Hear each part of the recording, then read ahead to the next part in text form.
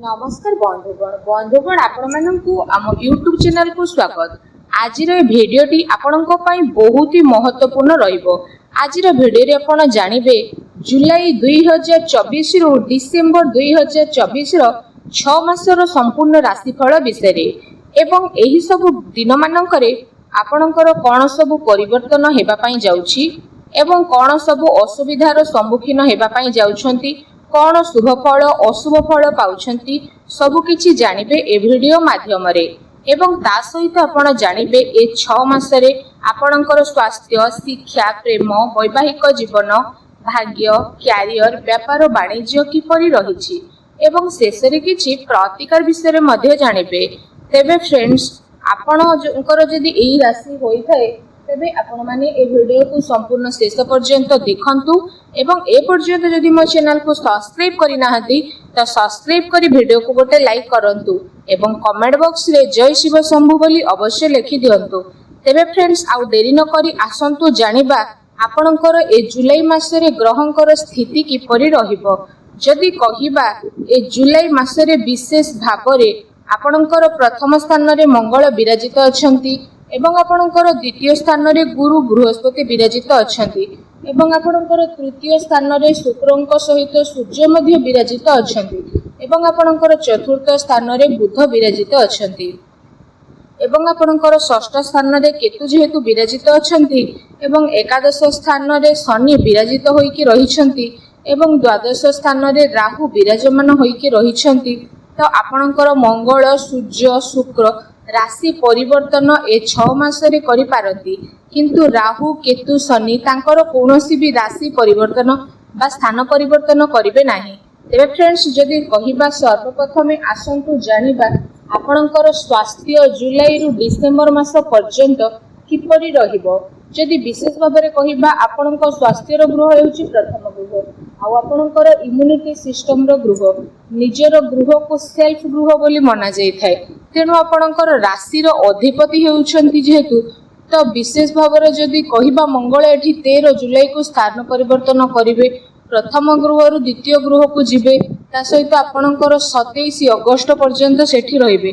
मंगल जे पर्यंत 27 अक्टोबर पर्यंत प्रथम गृह रु आसी द्वितीय गृह को रहिबे तो आपणकर स्वास्थ्यगत समस्या सेते देखा देबो नाही, किंतु 27 अगस्त रु जेबे तृतीय स्थान को आसी जिबे 21 अक्टोबर पर्यंत रहिबे तो सेबे आपणकर किछि ना किछि स्वास्थ्यगत समस्या देखा दे पारे। आपण दूर जगह को यात्रा करि पारंती एवं आपणकर दौड़ धापड़ करिकि आपणको थकापण लागि पारे एवं आपणकर मुंड व्यथा समस्या मध्ये देखा दियो।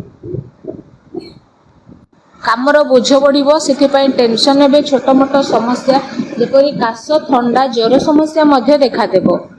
किंतु जेबे 21 अक्टोबर को आपणको मंगल चतुर्थ स्थान को आसी जिबे, केंद्र को आसीबे एवं नीच मध्ये हेबे। नीच जेते बेले हेबे तो केंद्र रो स्वामी केंद्र को आसीले नीच हेले एते बड़ समस्या देखा देबो नाही, किंतु आपणकर समस्या जहाँ भी पूर्वर थिला स्वास्थ्यगत समस्या एबे से सब ठीक होबा को लागिबो। आपणकर इम्यूनिटी सिस्टम टिके बढ़ी जिवो एवं आपणको थकापण लागिबो नाही, मन बहुत भल रहिबो, स्वास्थ्य भल रहिबो एवं सब किछि देखिबा को गले आपणकर स्वास्थ्य अक्टोबर मास परठारु डिसेंबर पर्यंत बहुत ही भल रे चलिबो। तेबे फ्रेंड्स जदि कहिबा एबे आसंतु जानिबा आपणकर शिक्षा क्षेत्र बा विद्यार्थी मास पाई जुलाई रु डिसेंबर मास पर्यंत कौन रही। जदि कहिबा शिक्षा क्षेत्र रो गृह हेउची पंचम, तो पंचम रो अधिपति रहिले सूर्य। सूर्य आपणकर तृतीय घरे अवस्थान करिसंती जुलाई मासरे, किंतु 16 जुलाई परठारु से चतुर्थ गृह को प्रवेश करिवे एवं 16 अगस्त पर्यंत चतुर्थ ग्रह रे सूर्य अवस्थान करिवे। तेणु आपणकर 16 अगस्त पर्यंत पाठ पढ़ा को नहीं मिश्रित फल प्रदान करिवे। विद्यार्थी मानकर विशेष भाव में पाठ पढ़ारे सेते मन लागिबोनी एवं जदि भी कोठी एग्जाम देबा पई चाहूछंती, डिसीजन नेबा को चाहूछंती, तेबे तांकु सेते भी भल लाभ मिलिबो नाही एवं पाठ पढ़ा को नेकी अधिक परिश्रम मध्य करिबा को पड़िबो। आ जेते बेले सूर्य 16 अगस्त रु आरंभ करी 16 सेप्टेम्बर पर्यंत पंचम स्थान रे विराजित हेबे तो पाठ पढ़ा को लेकिन आपनको कौन से टेंशन नेबार नाही। विद्यार्थी मानकर पाठ पढ़ारे बहुत ही भल मन लागिबो। जदि भी कोठी एग्जाम दौरान तो आपणकर भल रिजल्ट आसो। आपण जदि किसी डिसीजन पाठ को लेकिन चाहूँगी तो भल स्थिति रहिबो। एवं आपण जदि कोठी एडमिशन करबा को चाहूँगी कौन सी कार्य जदि पाठपढ़ा को लेकिन करबा को चाहूँगी तो पाठ परिवर्तन करबा को चाहूँगी स्थान परिवर्तन करबा को चाहूँगी तो आपणक बहुत ही भल रहिबो। काहेकि ना पंचम ग्रहर अधिपति पंचम ग्रह को अगस्त मासरे ही आसिबे। अगस्त 16 रु सेप्टेम्बर 16 पर्यंत रहिबे। तेणु आपणकर पाठपढ़ा बहुत ही भल रहिबो। से समय रे पाठरे मध्ये उन्नति देखा देबो। किंतु जेतेबेले सूर्य 16 अगस्त आरंभ करी 16 सेप्टेम्बर पर्यंत षष्ठ ग्रह को विराजित हेबे, षष्ठ ग्रह रे अवस्थान करिवे तो सेतेबेले पाठपढ़ा को नेकी टिके स्थिति भल देखा जीवो नाही। काहेकि ना षष्ठ गृह कुंडली रे मना जाई न थाए तो आपणकर टिके माइंड अपसेट रहिबो। आपणकर मन याडे साडे लागिबो, पाठपढ़ा रे मन लागिबो नाही। आपण जदि भी किछि एग्जाम देबे सेतरे भल रिजल्ट हेबोनी। ता सहित आपण अधिक परिश्रम करी मध्ये कम फल प्राप्त मध्ये करिवे। तेणु आपणकर पाठपढ़ा को नै सेते भी भल अगस्त रु सेप्टेम्बर 16 पर्यंत स्थिति भल नाही। किंतु आपण अधिक परिश्रम करबा को पड़िबो। आउ चेष्टा कले होते किछि सफलता आपनकु मिलि पारे। एबे फ्रेंड्स आसंतु जानिबा आपणकर प्रेम जीवन किपरि रहिबो। देखंतु प्रेम जीवन रो गृह हेउछि पंचम। शिक्षा क्षेत्र रे गृह मध्ये पंचम रो होई थाए। दीटार गृह जेहेतु पंचम रहुछि तो पंचम रो अधिपति स्वामी सूर्य मध्ये रहिबे। सूर्य आपणकर तृतीय स्थान रे अवस्थान करिवे जुलाई मासरे एवं जुलाई 16 रे से चतुर्थ गृह को परिवर्तन मध्ये करिवे। 16 अगस्त पर्यंत चतुर्थ गृह रे रहिबे। ए समय रे आपण प्रेम जीवन को टिके ध्यान देबार निहाती आवश्यक। मनमतांतर होई पारे, झगड़ा जाठी मध्ये होई पारे तो समस्या किछि एपरि देखा देबो।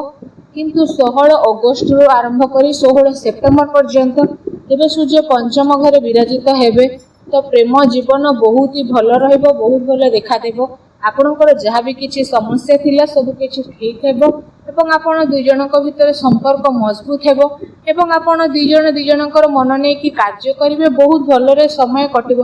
किंतु बकरी शनिकर दृष्टि जेहेतु पंचम गृह को पड़ुछि 14 नवेम्बर पर्यंत तेणु आपणकर 16 सेप्टेम्बर आरंभ करी 16 अक्टोबर पर्यंत सेते भी समय भल नाही। प्रेम जीवन को लेकिन बहु विषय रे ध्यान देवार आवश्यक रही। कहीं जमी चेष्टा करेंगे से समय रे आपणकर कथबार्ता झगड़ा न होई कि कथबार्ता बंद न हो जाओ।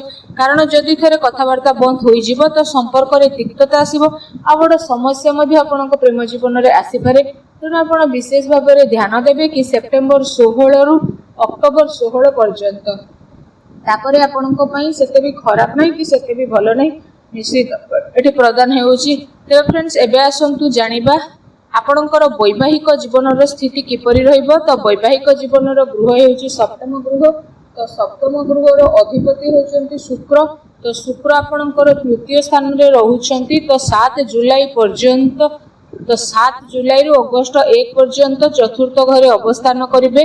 तेणु आपणकर चतुर्थ गृह जेहेतु सुख सुविधार ग्रह होई थाए तो वैवाहिक जीवन बहुत भल रहिबो। आपण दूर यात्रा करि पारंती, जीवन साथी बहुत भल समय काटंती, जान वाहन घर बाड़ी मध्य जीवन साथी सहयोग रे किनि पारंती। किंतु जेतेबेले 1 अगस्त आरंभ करी 25 अगस्त पर्यंत शुक्र पंचम घरे विराजित हेबे अर्थात आपणकर प्रेम रे बहुत वृद्धि हेबो। आपण दुई जनक भितर भल पाइबा बढ़ी जिवो एवं बुझामणा मध्ये भल रहिबो। आपणक मन मध्ये बहुत प्रफुल्लित रहिबो। दुई जन को नै दुई जन आपण गर्वित अनुभव करिवे। किंतु जेतेबेले 25 अगस्त आरंभ करी 19 सेप्टेम्बर पर्यंत शुक्र आपणक षष्ठ गृह को आसीबे तो से समय रे स्थिति सेते भल रहिबो नाही। दुई जनक भितर कली झगड़ा होई पारे, झगड़ा झटी देखा देबो, मनांतर मतांतर देखा देबो किंबि जहाँ भी समस्या रही आहुरी बढ़ी मध्य जाई पारे। किंतु आपण 25 अगस्त रु 19 सेप्टेम्बर पर्यंत ध्यान दे चलिबार निहाती आवश्यकता रही। आउ जेतेबेले सेप्टेम्बर 19 रु आरंभ करी 13 अक्टोबर पर्यंत आपणकर शुक्र सप्तम स्थान को आसी जिवे बा निज गृह को आसीबे तो सेतेबेले आपणक पई बहुत ही भल रहिबो। आपणकर जहाँ भी किछु समस्या पूर्व थिला मनमतांतर झगड़ा झाटी कथबार्ता जदि बंद होइथिला तेबे भी आपणकर स्थिति भल रहिबो। जीवन साथी को नै आपण बुलिबा को जाई पारंती। वैवाहिक जीवन बहुत ही भल रे कटिबो ଏବଂ ଜୀବନସାଥୀଙ୍କ ସ୍ୱାସ୍ଥ୍ୟ ମଧ୍ୟ ବହୁତ ଭଲ ରହିବ। କିନ୍ତୁ ଯେତେବେଳେ 13 ଅଗଷ୍ଟକୁ ଶୁକ୍ର ଅଷ୍ଟମ ସ୍ଥାନକୁ ଆସିବେ ତା ପରଠାରୁ ବୈବାହିକ ଜୀବନରେ ଟିକେ ସମସ୍ୟା ଦେଖା ଦେଇପାରେ ଏବଂ ଆପଣ ଟିକେ ଜଗି ରଖି ଚଳିଲେ ଏହା ଆପଣଙ୍କ ପାଇଁ ବହୁତ ଭଲ ରହିବ। ଫ୍ରେଣ୍ଡସ୍, ଏବେ ଆସନ୍ତୁ ଜାଣିବା ଆପଣଙ୍କ ଭାଗ୍ୟ ବିଷୟରେ। ଭାଗ୍ୟର ଗୃହ ହେଉଛି ନବମ ଗୃହ। ତ ନବମ ଗୃହର ଅଧିପତି ରହିଲେ ଗୁରୁ ବୃହସ୍ପତି। ତ ଗୁରୁ ବୃହସ୍ପତି ଆପଣଙ୍କ ଦ୍ୱିତୀୟ ସ୍ଥାନରେ ଅବସ୍ଥାନ କରୁଛନ୍ତି। ତ ରାଶି ପରିବର୍ତ୍ତନ ଜମା ବି କରିବେ ନାହିଁ। ଗୋଟିଏ ବର୍ଷ ଏ ସ୍ଥାନରେ ହିଁ ଅବସ୍ଥାପିତ କରିକି ରହିବେ। ରାହୁ ମଧ୍ୟ ଦ୍ୱାଦଶ ସ୍ଥାନରେ ଅବସ୍ଥିତ ହୋଇଛନ୍ତି, ସେଇଠାରେ ହିଁ ରହିବେ। ଆଉ ଶନିଙ୍କର ଦୃଷ୍ଟି ମଧ୍ୟ ଆପଣଙ୍କ ଭାଗ୍ୟ ସ୍ଥାନକୁ ପଡୁନାହିଁ, ସେ ମଧ୍ୟ ଏକାଦଶ ସ୍ଥାନରେ ଯେହେତୁ ରହିଛନ୍ତି। ତ ଏ 6 ମାସ ଆପଣଙ୍କର ବହୁତ ଭଲ ରହିବ। ଭାଗ୍ୟର ପୁରା ସପୋର୍ଟ ମିଳିବ, କିନ୍ତୁ ସବୁଠାରୁ ଅଧିକ ସପୋର୍ଟ ମିଳିବ ଅଗଷ୍ଟ ଏବଂ ସେପ୍ଟେମ୍ବର ମାସରେ। ତ ଆପଣ ଯଦି ବି କିଛି କାର୍ଯ୍ୟ କରିବେ ତ ଆପଣଙ୍କ ପାଇଁ ବହୁତ ହି ଭଲ ରହିବ। ତ ଆଶା କରୁଛି ଆଜିର ଭିଡ଼ିଓଟି ଆପଣଙ୍କୁ ଭଲ ଲାଗିଥିବ। ଭିଡ଼ିଓଟି ଭଲ ଲାଗିଥିଲେ ଭିଡ଼ିଓଟିକୁ ଲାଇକ୍ କରନ୍ତୁ। ଚ୍ୟାନେଲରେ ନୂଆ ଆସିଥିଲେ ଚ୍ୟାନେଲକୁ ସବସ୍କ୍ରାଇବ୍ କରନ୍ତୁ। ଧନ୍ୟବାଦ।